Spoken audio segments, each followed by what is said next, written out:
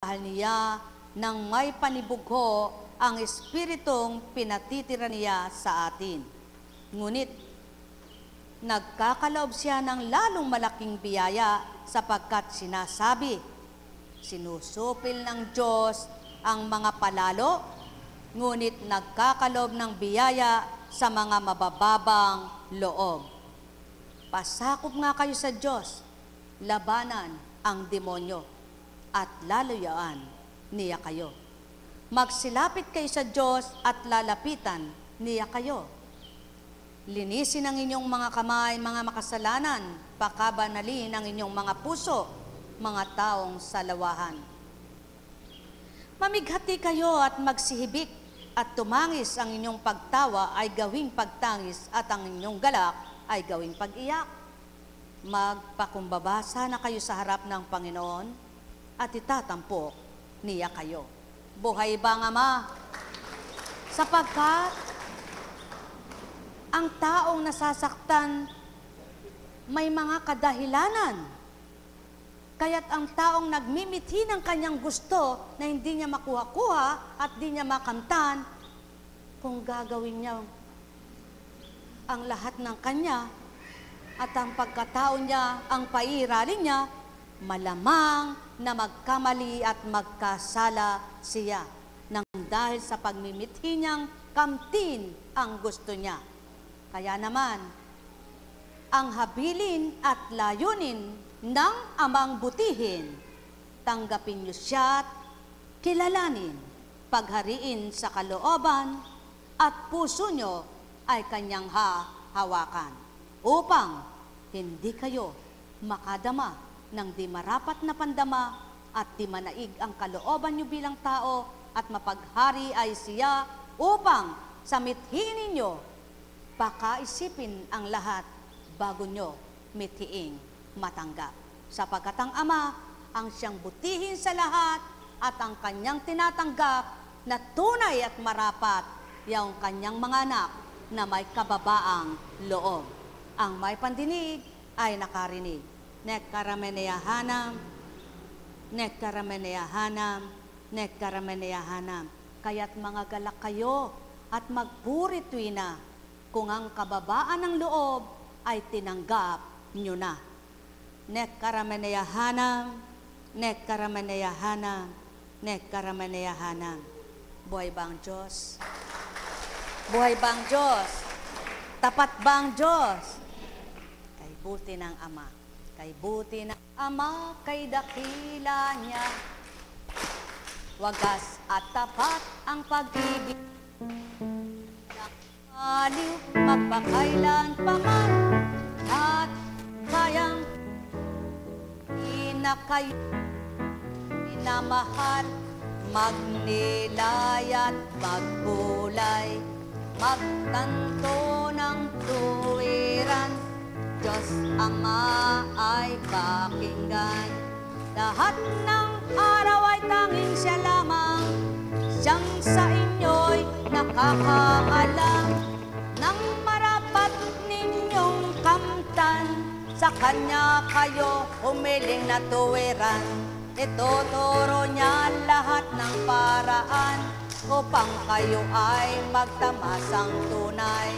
Damdamin nyo't isip ay panghahawakan, kailan may di kayo madidimlan. Ibibigay niya ang sa inyo'y dapat, ituturo niya ang sa inyo'y makakagalak. Kaya't kayong lahat sa Kanya'y manghawakan, mga banal na aral na Kanyang ninilalahad. Huwag ninyong pag-imbutan ang di tama at tumpak. Magmithi kayo ng ganap na kayo ay mapagharian. Tanging siya ang liwanag, tanging siya ang bigay buhay.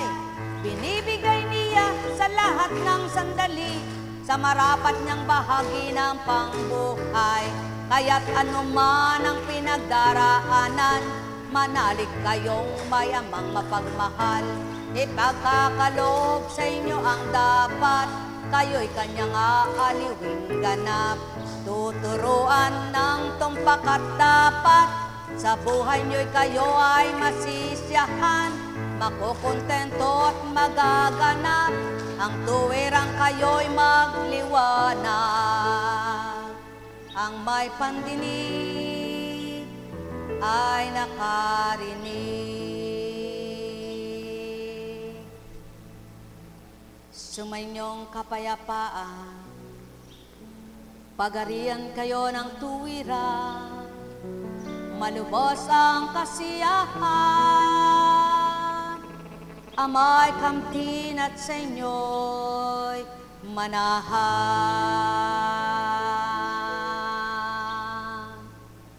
Ang may pandinig ay nakarinig. Buhay ba ang Diyos? Sa pagkain ng nagpapasarap ay ang mga sangkap. Sa buhay ng tao, ang magpapaligaya, ang Espiritu niya. Buhay ba ang Diyos? Kaya't sa inyong lahat, malulungkot pa ba kayo kung ang amang naghahari sa inyong puso't isipan? Matitigatig baga kayo kung siya ang sa inyo'y nananahan? Salita niya bang banal ay nagbibigay kalituhan? Kung siya ang paghahariin, lahat ay papayapain. Ang may pandinig ay nakarinig. Mga mahal ko, sumainyo ang paghahari niyang tapat. May tanong baga kayo? Tayo ka nga. Lumakad ka nga.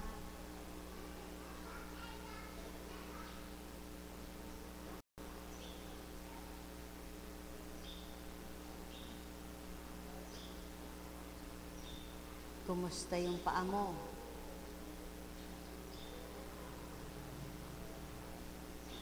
Kung pag ninilayan ninyo, bakit umiitim ang mga paa, di ba?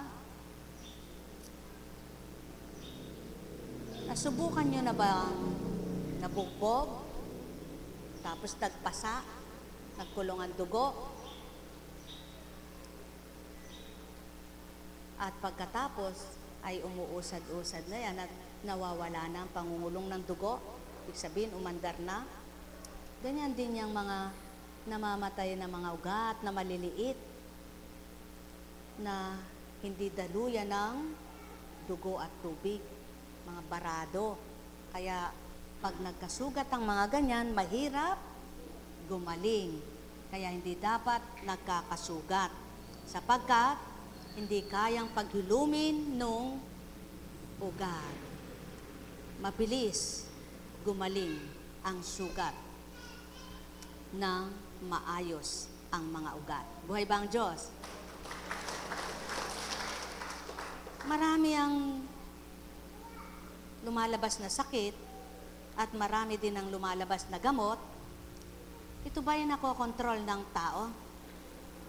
O natuklasan na ba ang pagpipigil o paghadlang ng mga karamdaman? Hindi, ano? Sa Biblia, ang mga nakalagay na sakit ng panahon na yon, sakit ng tiyan, pilay, pingkaw, paralisado, bulag, bingi, ketong, dinudugo, ano pa? Nalason, inaalihan ng demonyo, ano? Ngayon, sa pag-aaral ng science, ang daming sakit, ano? Ang daming sakit. Sabi ko, Panginoon, paano po ba nabibigyang pangalan ng sakit?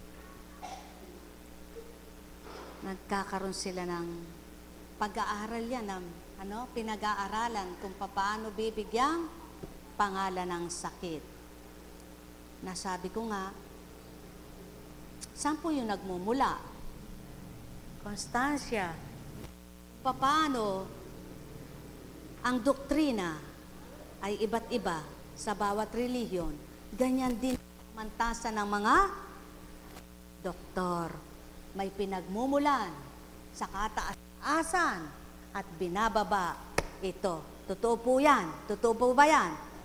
Ay salamat, hindi pala ako sobrang kamangmangan. Salamat sa Ama at may tinuturo siya kahit papano. Ngunit, dahil mangmang ka sa sanlibutan at di ka nag-aral bilang doktor, mahirap makipaglaban at di ako makikipaglaban. Kaya kung kalooban ng Ama, dito kayo gumaling.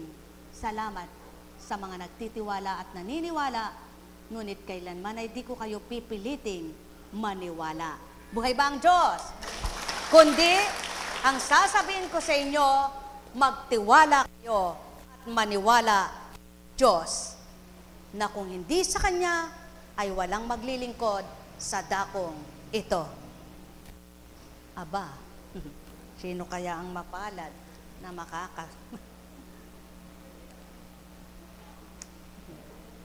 Dito na lang ako para kung saan abutin. Ano?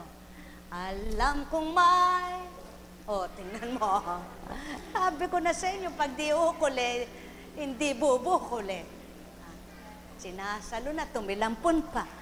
Alam kong may magagawa ang Ama. Alam kong may ang Ama. Pagka winika niya, manalik ka na. Bawat araw, ako sa inyo may nakalaan. Mayroong magandang mangyayari sa inyo.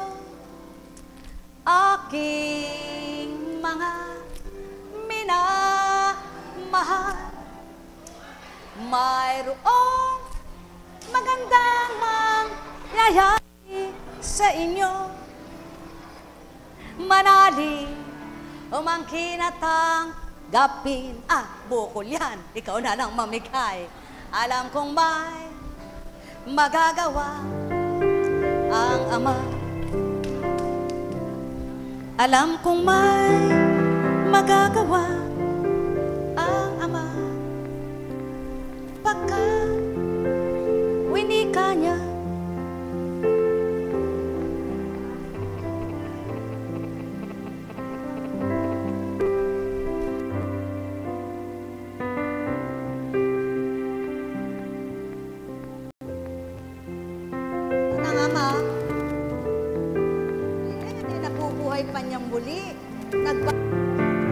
kulay.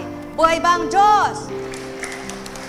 Mayroong magandang mangyayari sa inyo. Aking mga minamahal. Mayroong magandang mangyayari sa inyo. Manali ang gapin. Alam kong may magagawa ang Ama. Alam kong may magagawa ang Ama. Pagka winika niya, manalik ka na. Bawat araw, ako sa inyo may nakalaan. Anong ginagamot mo dyan? Ano nga ang ginagamot? Ano nga ang ginagamot mo? Wala pa. Dapat pinarami mo.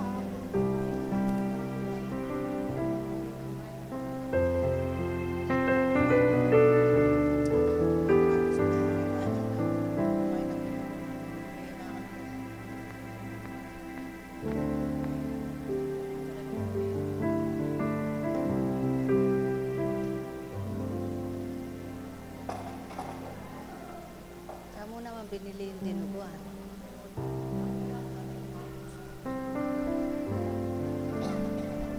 Namaya mag-usap na. Alam kong magagawa ang Ama. Saan nagmumula ang anak, ang bata? Saan nagmumula ang bata? Saan? Sa magulang daw. Siyempre, sa magulang, magbubuntis ang ina. Hindi naman mabubuntis ang ina kung walang ama. Kaya lang, lahat ba ng nagbuntis na ina, inako ng ama? Hindi. Subalit, ang pinakaama, inaako pa rin niya kahit tinatakwil nung ama bilang ama niya sa lupa. Kaya wala siyang tatakwil at di siya magtatakwil. Bakit ang tao tinatakwil siya at kinakalimutan siya? Dapat lagi siyang alala. Buhay ba ang Diyos? Tapat ba ang Diyos? Dakila ba ang Diyos? Buhay ba ang Diyos? O, kumusta ka na?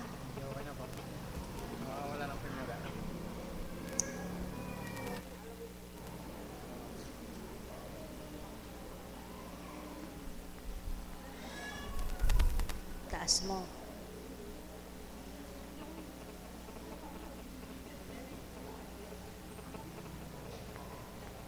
Yan. Huwag mo munang persahin.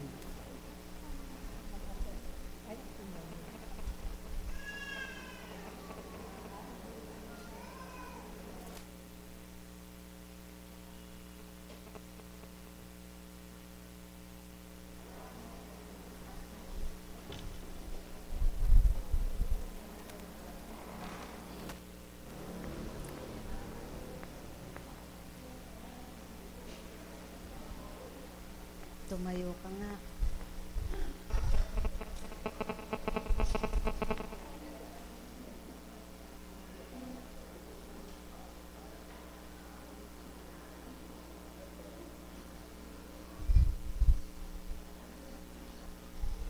Upo ka. Alam ko. Teka. Yan. Sige.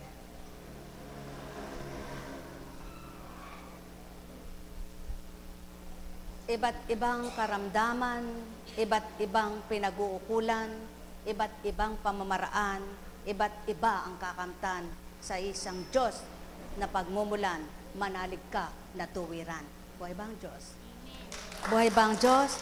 Kaya sa inyong lahat, mayroon bang mahirap para sa Panginoon? Mayroon ba siyang mahirap ibigay at mahirap makamtan ng tao? Alam niyo po, kaya lang mahirap ibigay ng Diyos sapagkat nakikita niya hindi karapat-dapat. Ha? Hindi naaayon sa kanyang kalooban. Subalit, meron naman siyang naaayon sa kanyang kalooban na gusto niyang ibigay, hindi lang niya maibigay dahil hindi karapat-dapat ibigay doon sa dapat pagbigyan. Kaya ang lahat ay may dahilan.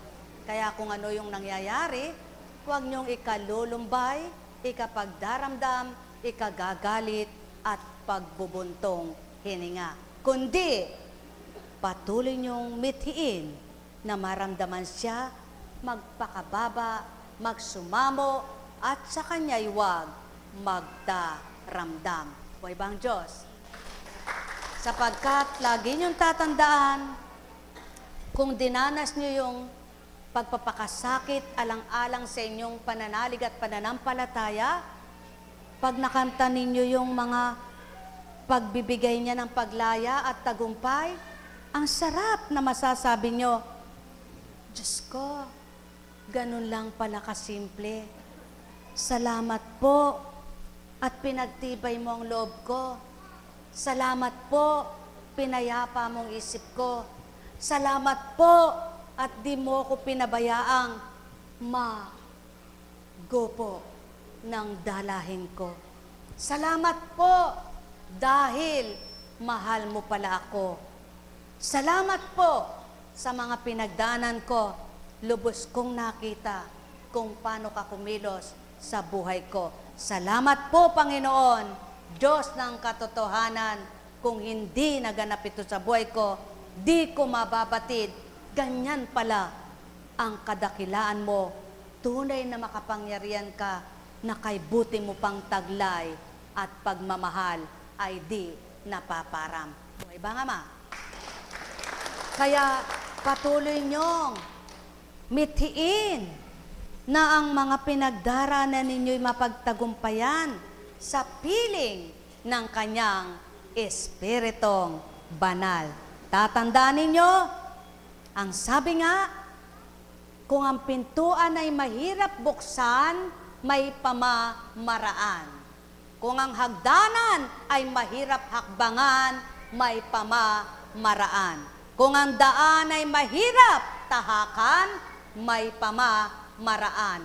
Lahat ng mahirap, may pamamaraan para gumaan. Subalit, walang pagmumulan ng tunay na mabutit kabutihan upang kamtin mo ang mabuting gantimpala, tanging Diyos Ama lamang. Diyos Ama, Diyos Anak, Diyos Espiritu Santo, humayo kayong may galak sa puso nyo. Buhay ba ang Diyos? Tapat ba ang Diyos? Totoo ba ang Diyos? Dakila ba ang Diyos? Tunay ngang dakila siya.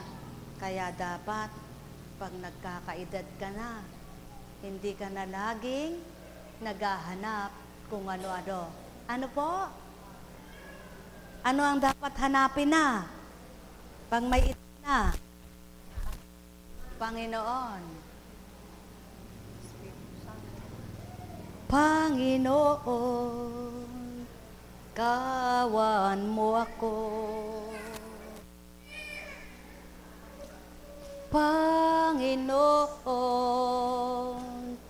kawan mo ako. Laging sinasabi ng tao yan. Pero ikaw ba anak, naawa ka sa sarili mo, sabi ng Panginoon? Siyempre naman po, sabi naman ng pilosopo at magaling na tao. Kaya na kung naawa ka sa sarili mo, alam mong masamang laging magalit, ba't lagi kang galit? Alam mong masamang nag-iisip ng di tama, ba't mo iniisip? Ba't mo ginagawa ang mag-isip ng di marapat? Alam mo, kapag ika'y tamad, wala kang mapapala, ba't tamad-tamaran kang manalig sa akin? Buhay ba nga ma? Alam mo, ang mapag-alinlangan, walang kakamting tunay at marapat na biyaya, sapagkat hambing ka sa alon sa dagat, na para kang walang alam kung paano pumapadpad sumasambulat. Buhay ba nga ma? Bakit di mo buuin sa akin ang pananalig mo? Ba't di mo buuin ang pananampalataya mo nang makita mo kung paano ang buo mong pagtitiwala sa akin may magagawang mabuti sa buhay mo? Buhay bang Diyos? Buhay bang Diyos? Paano po ba ang manampalataya ng buo? Aba, hindi mo alam magpahanggang ngayon. Araw-araw nagdadasal ka. Kung hindi mo alam, ituturo ko na ngayon sa'yo. Kapag humiling ka, huwag kang nag-aalinlangan na may magagawa ang Diyos mo sa hinihiling mo. Huwag ka lang hihiling ng labis at masama. Buhay ba nga ma? Huwag ka lang humiling ng makasasama sa iyong kapwa at makapagpapariwara ang iyong ginagawa. Kundi kung ika'y humihiling sa akin, isipin mo rin ang makabubuti inuman. Buhay bang Diyos? Buhay bang Diyos? At upang hindi ka natitigatig, nagkakaroon ng pagkabahala, lagi mong tatandaan, ako'y mahiwaga. Ang gawa ko ay di kaya ng tao sa lupa, sapagkat ako ay mapaghimala. Kaya lagi mong tatandaan, kung ika'y nahahabag sa sarili mo, kikilalanin mo ako at susunod ka sa akin. Buhay ba nga ma? Buhay ba nga ma? Upang magawa mo ang tama at mas tupad ko naman ang mabuti para sa iyo, pawa. Ang may pandinig ay nakarinig. Sumainyong kapayapaan, pagharian, kayong lubos. Nekkaramaniyahanam, nekkaramaniyahanam, nekkaramaniyahanam. O, alam nyo na ngayon kung paano gawin ng ugali na gusto ng Ama, ang tanggapin mo ang bata na pag-uugali. Hindi marunong magdamdam, hindi marunong magtanim, hindi marunong magsalita ng papatayin kita.